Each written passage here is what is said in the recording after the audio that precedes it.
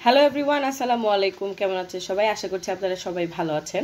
আজকে আমি আপনাদেরকে পারফেক্ট স্পঞ্জ রসগোল্লা তৈরি করে দেখাবো। তো চলুন দেখিনি আপনারা কিভাবে পারফেক্টভাবে ঘরেই দোকানের মতো স্পঞ্জ রসগোল্লা তৈরি করতে পারবেন। প্রথমে দুধটা আমি পাতিলে নিয়ে নিচ্ছি। এখানে 1 লিটার দুধ আমি দিয়ে দিলাম। আর এই দুধটা আসলে ফার্মে, তাই এখন আমি জাল করে প্রথমে বয়েল করে নিব।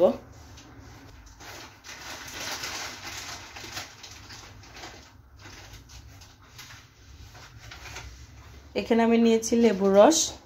লেবুর রসটা দিয়ে আজকে ছানাটা তৈরি করে নিব। আর এখানে হচ্ছে মিল্কটা মানে জাল হয়ে গেছে, বয়েল হয়ে গেছে, একবার বলক চলে এসেছে। এখন আমি এই যে লেবুর রসটা তৈরি করেছি সেটা অল্প অল্প করে দিয়ে নেড়ে চেড়ে ছানাটা বের করে নিব। আপনারা চাইলে এখানে ভিনেগার দিয়েও ছানাটা তৈরি করতে পারবেন।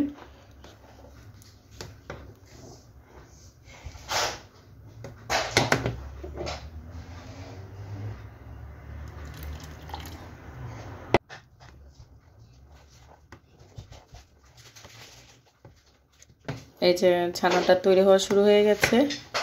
আর এই অবস্থায় আমি চুলাটা বন্ধ রেখেছি।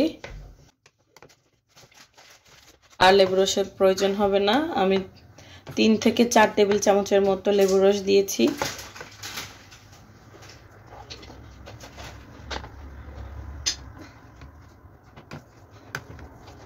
দেখতে পাচ্ছেন ছানাটা তৈরি হয়ে গেছে আর পানিটা আলাদা হয়ে গেছে। তো এখন হচ্ছে পানিটা আলাদা করে নিতে হবে। আমাদের মিষ্টির জন্য ছানাটা একদম রেডি।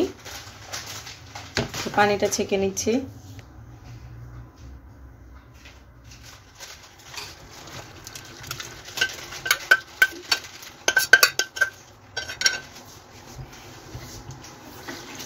তারপরে ছানাটা একটু ঠান্ডা পানি দিয়ে ধুয়ে নিচ্ছি, যাতে করে লেবুর যে টক ফ্লেভারটা আছে সেটা যদি চলে যায়। ভিনেগার দিয়ে আপনারা যখন ছানা তৈরি করবেন একই কাজটা করবেন। শুধু যদি টক দই দিয়ে ছানাটা তৈরি করেন সেক্ষেত্রে আর এটার প্রয়োজন হবে না। এখন আমি ছানাটা চিপে নিচ্ছি, পানিটা একদম ভালো করে ঝরিয়ে নিচ্ছি।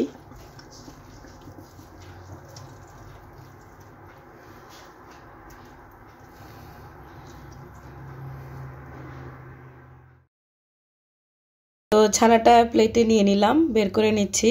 আমি ইনস্ট্যান্ট মিষ্টি তৈরি করব, তাই ছানাটা আমি 1 ঘন্টা আধা ঘন্টার জন্য তুলে রাখিনি।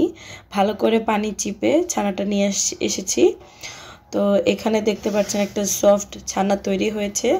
মিষ্টি ভালো হওয়ার পেছনে কিন্তু একটা সফট ছানারও বিশাল একটা ভূমিকা। যদি ছানা শক্ত হয়ে যায়, বেশি ড্রাই হয়ে যায়, সেক্ষেত্রে কিন্তু মিষ্টি ভালো হয় না।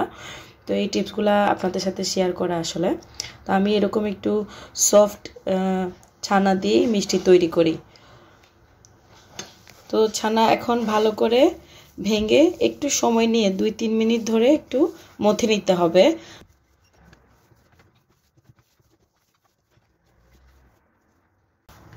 ছানাটা যখন তৈরি করবেন তখন ছানা যাতে খুব বেশি চাপাচাপি করে পানিটা ঝরানো না হয়। বেশি চাপাচাপি করে পানিটা ঝরিয়ে নিলে ছানার থেকে সবগুলো পানি আউট হয়ে যাবে, সেই ক্ষেত্রে ছানাটা বেশি ড্রাই হয়ে যাবে। আর আরেকটা যেটা হচ্ছে, আবার খুব বেশি পানি রেখেও ছানা তৈরি করবেন না, তাহলে কিন্তু মথে নিতে অনেক কষ্ট হবে।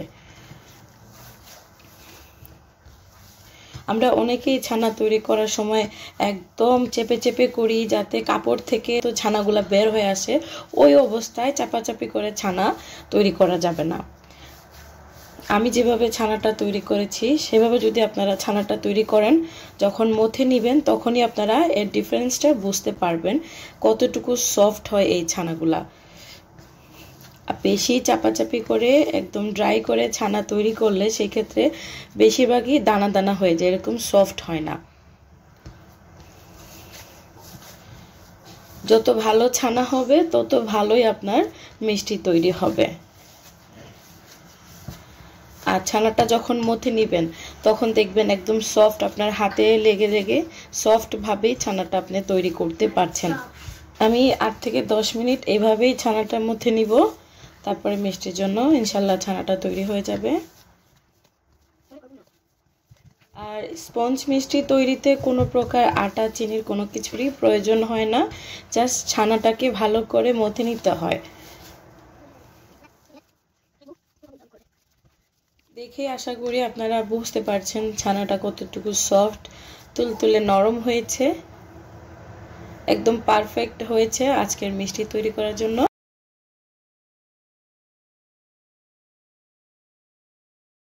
তো এখানে আমি 8টা শেপে নিয়ে নিয়েছি ছানাগুলা, আপনারা চাইলে 7টাও করতে পারেন, 10টাও করতে পারেন। আর এটা ও বানাচ্ছে। তো এখন হচ্ছে গোল গোল করে শেপ করে দিব। তো শেপ করতে গেলে একটু হাতে এভাবে নিয়ে চাপ দিতে হবে শুরুতে।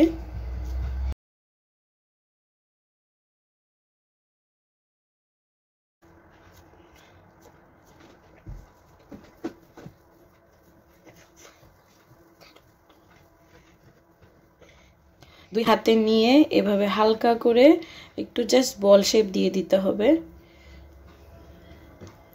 আর শেপ দেওয়ার সময় খেয়াল করবেন মিষ্টির মধ্যে যাতে কোনো ক্র্যাক না পড়ে, যদি ফাটল বা ক্র্যাক থাকে তাহলে আরেকটু সময় নিয়ে মিষ্টিগুলোর জন্য ছানাটা মথে নিতে হবে।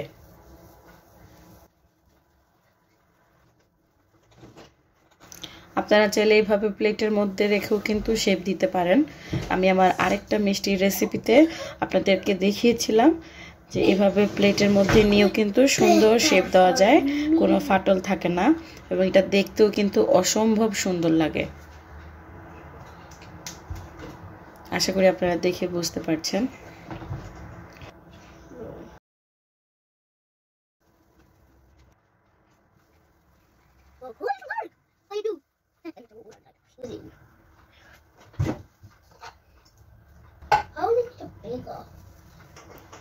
পারফেক্ট ছানা যদি তৈরি হয় তাহলে আপনার মিষ্টি 100% হবে, কোনোভাবেই কিন্তু মিষ্টি খারাপ হবে না।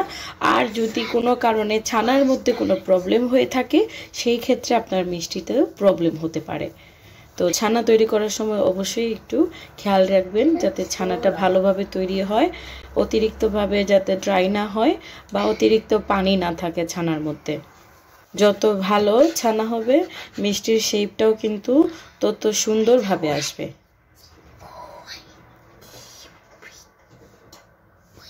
আশা করি আপনারা স্ক্রিনে দেখে বুঝতে পারছেন। তো আমার সবগুলো মিষ্টির শেপ দেওয়া হয়ে গেছে, এখন আমি এটা জাল করে নিব। মিষ্টিগুলা তৈরি করার জন্য আমাদের একটা চিনি শিরা লাগবে, আর একটা পাতলা চিনি শিরা হবে। আর এই পাতলা চিনি শিরা তৈরি করার জন্য আমি এখানে দিয়ে দিচ্ছি 1 কাপ পরিমাণ চিনি। 1 কাপ পরিমাণ চিনি দিয়ে দিলাম, আর সাথে দিয়ে দিচ্ছি 4 কাপ পরিমাণ পানি। যেহেতু এটা পাতলা শিরা হবে তাই পানির পরিমাণটা একটু বেশি হবে। এই 4 কাপ পানি দিয়ে আমি জাল করে নিচ্ছি। আর সাথে দিয়ে দিচ্ছি কয়টা এলাচ ফ্লেভারের জন্য। আর এলাচগুলোকে আমি একটু ভেঙে দিয়েছি যাতে করে ভিতরের ফ্লেভারটা সুন্দরভাবে বের হয়। এখন আমি জাল করে নিব। এখানে আমার চিনি শিরাটাও তৈরি হয়ে গেছে। এখন এই চিনি শিরার মধ্যে আমি মিষ্টিগুলো এক এক করে দিয়ে দিচ্ছি আর ঢাকনা দিয়ে ঢেকে রাখবো 10 থেকে 15 মিনিটের জন্য।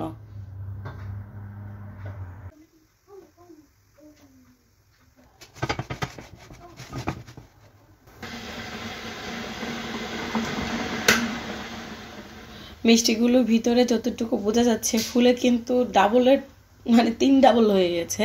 তো এই সময় আমি আরেকটু পানি দিব, কারণ আমার কাছে মনে হচ্ছে পানিটা কমে যাচ্ছে। তো এই সময় আমি শুধু গরম পানি দিব।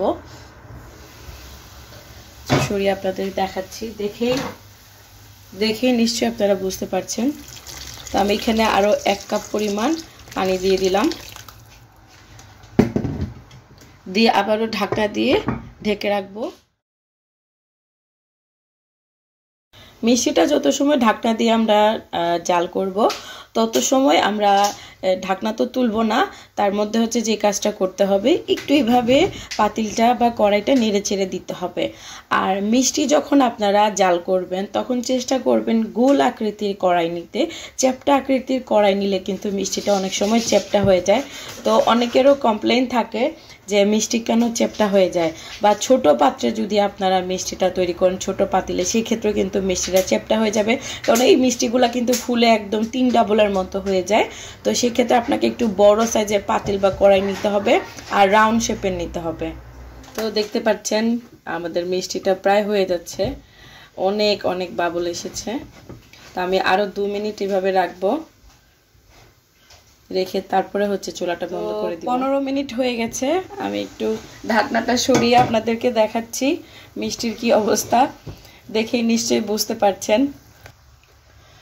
তো আমার মতে মিষ্টি রেডি হয়ে গেছে। এখন মিষ্টিটা পারফেক্টভাবে রান্না হয়েছে কিনা তার জন্য চেক করব। তো আমি আপনাদেরকে দেখাচ্ছি কিভাবে চেক করবেন। তো আমি এখানে এক বাটিতে পানি নিয়েছি, আর এখন একটা মিষ্টি আমি তুলে নিচ্ছি আর একটা মিষ্টি দিয়ে দিচ্ছি। মিষ্টিটা যদি এভাবে নিচে চলে যায় পানির নিচে তাহলে মিষ্টিটা হয়ে গেছে, আর যদি উপরে ভেসে ওঠে তাহলে আমাদের মিষ্টি হয়নি। তো এখানে আমাদের মিষ্টিটা রেডি। তো এইভাবে আমি মিষ্টি এভাবে রেখে দিব কয়েক ঘন্টার জন্য, যাতে মিষ্টির মধ্যে মিষ্টি শিরাটা খুব ভালোভাবে যায়। তো আমি কয়েক ঘন্টা পর আপনাদেরকে দেখাবো মিষ্টিটা কেমন হয়েছে।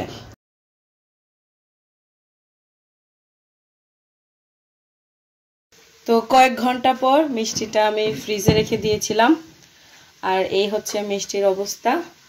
এই যে একদম পারফেক্ট দোকানের মতো রসগোল্লা হয়ে গেছে। এখন আমি আপনাদেরকে আরেকটা টিপ শেয়ার করব। এই যে রসটা, এটা আসলে দোকানে দেয় না, এইটাকে আলাদা করে আরেকটা রস চিনি শিরা তৈরি করে একটু ভারী করে, যেহেতু এটা একটু পাতলা শিরা। তো ওই রসটা আমরা তৈরি করেছি, সেটা দিয়ে আমি পরিবেশন করে দেখাচ্ছি। তো এই যে মিষ্টি আমি একটা আপনাদের এখন নিয়ে দিলাম, এখানে একটু কেটে দেখাবো, তার আগে আমি একটু রসটা দিয়ে দিই। তো এরকম একটু ভারী করে, অত ভারী না, যেটা জিলাপির যে রসটা হয় সেটা না, এটা থেকে আরেকটু পাতলা। তো এই যে আমি কেটে দেখাচ্ছি আজকের মিষ্টিটা কেমন হয়েছে। এই যে দেখতে পাচ্ছেন কতটুকু সফট আর স্পঞ্জি হয়েছে। এখন আমি একটা মিষ্টি আপনাদেরকে হাতে নিয়ে দেখাচ্ছি এটার মধ্যে কতটুকু পরিমাণ রস গিয়েছে। এই যে আশা করি আপনারা দেখে বুঝতে পারছেন, যত পারফেক্ট রসগোল্লা হবে তত বেশি এটার মধ্যে রসটা যাবে, চিনি শিরাটা যাবে, এবং মিষ্টিটা খেতেও কিন্তু ততই ভালো লাগবে। এখন খাওয়ার পালা, অবশ্যই টেস্ট করব, আর ওয়েট করতে পারছি না। বিসমিল্লাহ।